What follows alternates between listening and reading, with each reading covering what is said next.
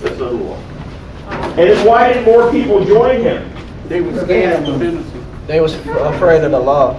Yeah, they were afraid of the penalty of law for helping an escaped slave. You should have read about the Fugitive Slave Act last night. That's one of the reasons why they were afraid. Any other questions on that package? Yeah, just give me. Yeah, the first one about Uncle Tom. I'm sorry, Chris? It was the first one. About Uncle Tom's Cabin? Nah, matter of fact, I answered that. Yes. I answered that. Dennis, you said you had a question? So now, no more questions. Yeah. Number one on Uncle Tom's Cabin. Okay, Uncle Tom is depicted as a gentle person, willing to accept the sufferings of slavery for the promise of an afterlife in heaven. Why would the author, Harriet Beecher Stowe, want to depict her main character as such if her ultimate goal was to end the institution of slavery? In other words, why isn't Uncle Tom this angry guy who's willing to fight and kill to get out of slavery? Why is he this guy who's just kind of accepting it and going on? I'm sorry? So when he Oh, dies, he said because he might get killed? Okay. So when he dies, it's like payment for when he go to heaven. Yeah, exactly. And why would she want to portray him as a religious person who's just silently suffering so that he can get into heaven someday? Think about who her audience was. Who was reading Uncle Tom's Cabin? Abolitionists, but white people. White, and particularly what kind of white people were in America? Whites. Okay, not all were rich. Not all were educated. Not all. Okay, maybe capitalists, but religious. I said Catholic. Catholic, no. Wait, which one is it? Christian, yes. Yeah, we're still on. So they're Christians.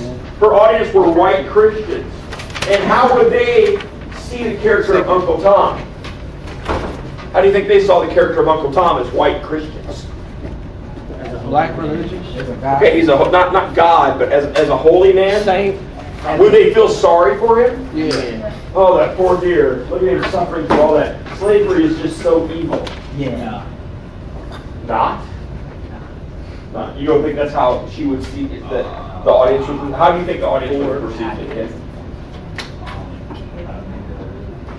You don't think they would really care? In actuality, Uncle Tom's Cabin sells more copies than the Bible in the last half of the 19th century.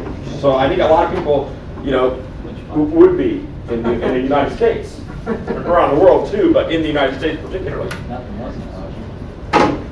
There wasn't a large Muslim population in the United States at that time. Yes, there is now. But even then, even Muslims might have felt, a little bit because of the treatment of the slaves. So, people who read this is why slavery kind of becomes this national issue, because people read this story and, oh, that poor guy, he's just suffering. Slavery is so evil. So the answer to the question is, why would she want to depict it like this? It was so her readers would feel sympathy for Uncle Tom. If he was just this violent guy fighting to end slavery, would you feel sympathy for him? Would you want to end slavery necessarily? No, it becomes more like an adventure novel or something, not something with a message and a meaning. Any other questions on this package? Yes. Slow, because I'm going to only go till 10 till. Honey, that's an extra 5 minutes.